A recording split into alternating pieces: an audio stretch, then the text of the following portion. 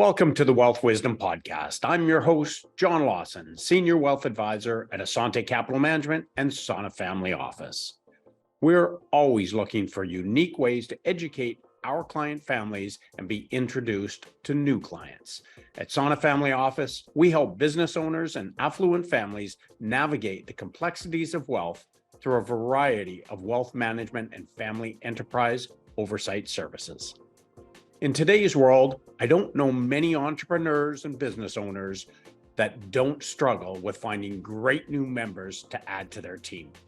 Today, we're speaking with Tina Burke of Burke Recruiting, who I'm hoping can give us all a little guidance on what companies like hers do for employers like us. Welcome, Tina, and thank you for being our guest today. Yes, and thank you for having me.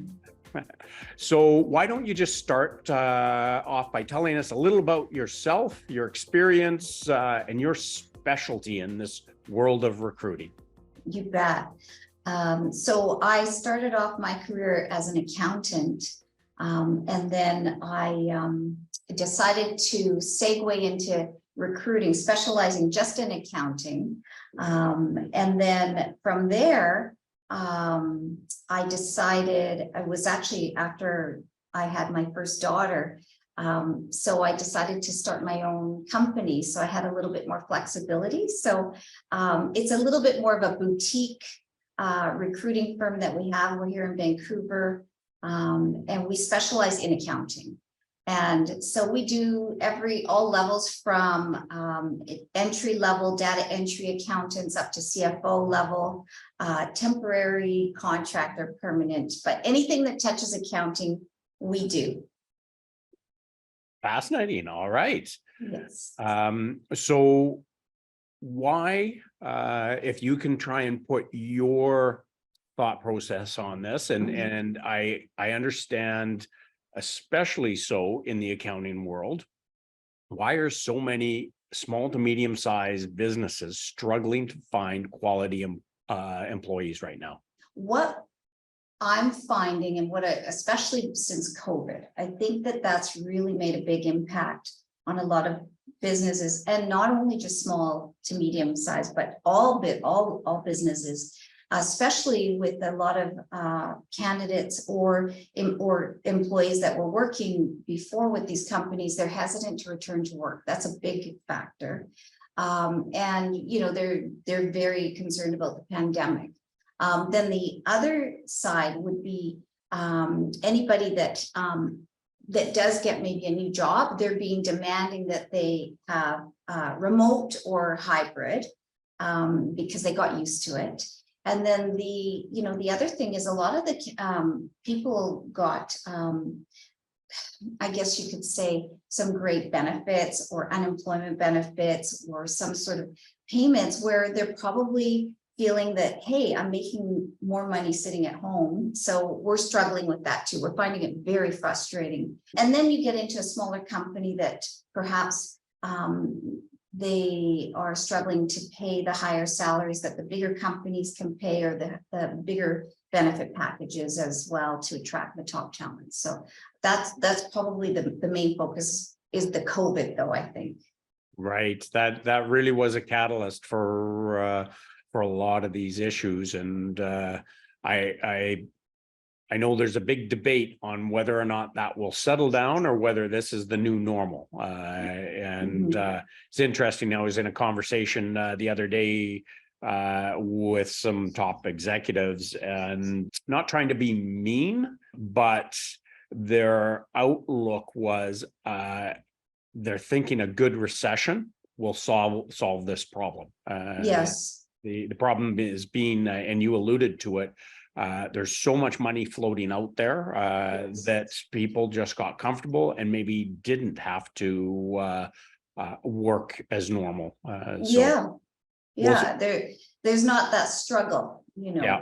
and that's what we're finding, and it's very frustrating, especially for finding contract and temporary, because they do the calculation and they go, no, it's not worth it for me to go back to work and work, especially without benefits. Yeah. All right, then. So if if we're looking out there, do you see some hiring patterns, or and maybe it's just not right now, but we touched on a little bit. Right now it's very tough, but there's ebbs and flows in this business like anything. And what patterns have you seen, and are you seeing now? Yes, for sure. Over the years, there have been patterns for sure, especially technology comes into play, increased technology in terms of video meetings, even just like how we're doing a video meeting right now. But that really came into play during COVID. The remote work for sure, as I touched on before. But there's also what I'm seeing now, even just outside of the COVID or the technology, is emphasis on diversity. A lot of companies are, and especially fighting against prejudice in any form. So there's a lot of that happening right now. Yes. Actually, I chair our local community foundation, and we deal a lot with the both portfolio wise with the DEI, but also within our board, within our staff. It's something that's really bubbled to the forefront, and that's not a bad thing. It's different subjects have their time when they come, and this one's long overdue. So yes, for sure. So can you provide some examples of businesses, and you don't have to name the businesses, but situations who have employed your services, and how they've done so, and how you fulfilled that role for them? So all different sized companies come to us for help. So it could be public companies, private companies, and it could be anywhere from international, you name it. And so how most of our business that we get is from referrals, and then of course repeat customers. And so what we do is like if it's a small company, or even if it's a large company, we do the same thing. We go out there, we meet with the company, the client, and we get a real good feel for the corporate culture. So we want to get a good feel for the fit. That's the key. Then we find out a little bit more about their skill set that they're looking for, the education, what are their hot buttons, what do they really want. We talk about compensation, we do it all. We can look at structure in a company where, what level they want to hire, anything to do with accounting, then I feel comfortable, I can definitely help there. And then from there, it's as I said, things have changed. So sometimes they do in-person meetings for the first round, but usually it's a video call, and then we just narrow it down from there. And then of course, usually the candidate will go to the office for final rounds. But I tell you, it's been interesting. I've had people be they've received offers and been onboarded, and they didn't even get to the office at all, which is, I guess, in a way you can look at it like it does open up your talent pool all over the world if you do it that way. So you don't have to just focus on local here in BC. Yes, that is it brings up obstacles, but it does widen your pool to look at, most definitely. Yeah. We have an issue with what we refer to as compliance, and so remote work is feasible for certain situations, but not out of country. Because there's huge concerns about privacy, Sure. et cetera. So it's every industry is a little different. So yes, that's true. So for your company, you've been very specific. You refer to the accounting, finance world. Does that broaden a little bit at all, or is it really just accounting firms that you deal with? Oh, no. So we deal with any industry, you name it, from high tech, manufacturing, and when I say public companies, I mean more like publicly traded companies versus public. We do deal with like the big four public practice companies and then mid-sized firms. So you name it, anybody that has an accountant in their company, we work with them. All right. Yes. Good. Yes. Good for our listeners to know. Yeah. And so here's something that I think a lot of businesses are unsure of if they haven't used a recruiting company before, or maybe they have, but there's different models. How's compensation work for a recruiting company? So you mean, how do I get paid? Yes. Or, yeah. So in BC, and a lot of people don't know this as well, so on the candidate side, a lot of candidates will come, and still to this day, and they ask me, how do I pay you a fee to help me find a job? And in BC, it's against the law to charge anybody a fee to help find them a job. And I'm always educating them. I'm saying, don't ever pay a fee if you get asked that, because they're not allowed. So I get paid on the client side. And what it is, it's usually a percentage. If it's a permanent position, it's usually a percentage of that candidate's salary. So, and then it's all negotiated, but it's anywhere between 20 and 30% of the annual salary. And then from there, we do contracts, we do temp where they're on our payroll. So it's usually like an hourly rate. And then we, so we take care of all the CPP, like all the source deductions for both employee and employer, vacation, all of that. And then we just bill an hourly rate out to the client. Or a contract, it can be, 6 months. It could be, we've got maternity leave contracts. So it's a different fee structure for that too. Right. Okay. Thanks for enlightening us. From there, have you run into situations where a company has come to you, and then you look at the situation and you just say, this is probably not the best scenario for a recruiter, or you specifically as a recruiter, maybe a different agency could help them? Yes, well, it depends on, there's a few factors that come in and that I can recall. So it could be just that it might be too, say, IT focused, or it might be so something that I don't feel I'm an expert in, and I will refer to other recruiting firms that perhaps I know about that are good, solid recruiting companies. Or it could be even a company that maybe we just, if I feel I can't deliver, I'll just say that out. And I will, explain that I'm not sure I can help you in this situation. Look, I will try my best, but I'm going to get back to you pretty quickly and let you know. It's just, it doesn't, it's not a win at all for both parties, and it will make me feel bad. And then it may give me a bad name too. So yeah, sometimes you just know when to step away. Yep, absolutely. And totally understand that. We always talk about when same thing, very referral oriented, our business. And lots of times when people are referred to us, we will assess the situation and say, we just can't offer you the value there. And so there's somebody who, because of our specialization, there's somebody else that fits you better and will help you find that person. But it's a big part of who we are as well, is we want these relationships are meant to be long-term. Exactly. And I feel like, they'll remember that, and they'll come back to you later when it maybe is a better fit. And yes, I always say that, just make sure that you can really succeed before you take this on. Yeah. So, as well as being an expert in recruiting, you're also clearly an entrepreneur.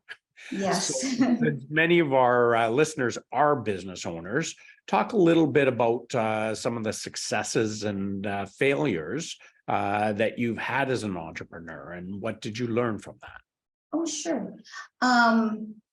well, I never say failure, challenges, disappointment, Learning maybe, yeah, experience. yeah. Yeah. No, but success is, I mean, even back, and I'll tell you, I think it was back from when I was working as a recruiter for a larger company, and when I decided to go it on my own, that was very scary. And it was during 9/11 too. And I was like, oh, it was probably the worst time that I could ever start up a business. But you just have to focus on your dream and just say, I can do it, and think positive. So for sure, there were some hurdles in the beginning when we started, and gosh, that was about 24 years ago, I guess now. But the successes, and I was looking back and thinking about some of my successes. For sure, I feel really proud about that. I was one of Business in Vancouver's 40 under 40, and I think a lot of that came from hiring great staff, for sure. A good team, which is, I mean, essentially what I'm trying to do for my clients, is make sure you hire a good team under you. It's very important. But I also think that one thing I've learned over the years is it's so important that although you can be successful and your revenues are growing, but you should really give back monetarily and with service. And that's one thing that we really, all of us here that work here, we do that, and we live by that. And I feel that you do end up getting it back anyways, tenfold later on. I think that the one thing, and when we talk about failures, but it's we touched on it earlier about if you take a client because you're hungry and you think, okay, I'm going to try and make this work, and it just, in your gut, you shouldn't have taken that client. That's one thing we have learned over and over again. It can be a client or a candidate, or working with a candidate that maybe you've done a reference on, that it's just borderline. So you've got to step away and just So I think those are my two, one, success and where I learned from some of my mistakes. Yes, those are very good examples, and I completely understand those. And congratulations for the 40 under 40. That's thank you. That was just 2 years ago. No, I'm just joking. So I want to talk to you a little bit before we wrap up here about another huge success that you have. You have recently been published, yes. and you were actually heading off, tomorrow, is it, to the UK for book signing, I believe it is. So tell our listeners a little bit about that. So I am a co-author with Marie Diamond. So she's famous in the movie The Secret. And so actually I'll show it to you. It's the Global Conscious Entrepreneurs. And so really what this is it's more focusing on the mindset and principles that successful conscious entrepreneurs utilize in their business. So it's a book about entrepreneurship with a social or environmental consciousness. And it's sort of touching on where I'm talking about giving back. And I feel that, that's something that I'm starting to do a little bit more. And I'm actually working on a second book where I'm going to tie it into interviewing, but using a little bit more spiritual energy. And so what that means is just simply like calming down before you go into an interview, saying a little meditation, or facing in a good direction. And so it's all about just mindset being more positive. And so that's what this book's about.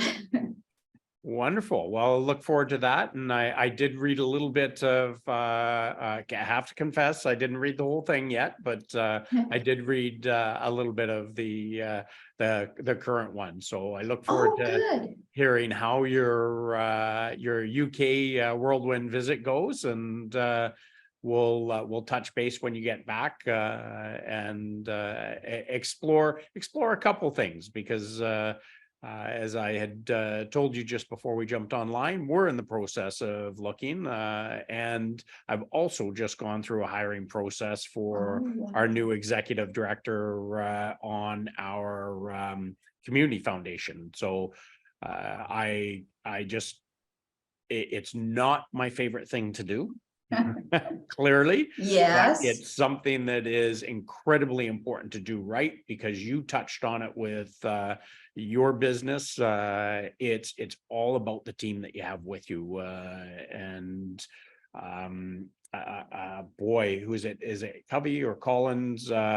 Getting the right people on the bus and then in the right seats. Yes. So it's what you do is crucial. And I think to add somebody like yourself to the team so that you can build the team out is imperative. So, Tina, thank you. Thank you so much for taking the time with us. Good luck on your trip. Thank you. And we'll touch base with you once you're back. Thank you very much. It was fun. Good. A big thank you again to Tina Burke for helping us understand the world of recruiting and what solutions are available for us. If you want to know more about Tina and her recruitment company, visit her at burkerecruiting.com.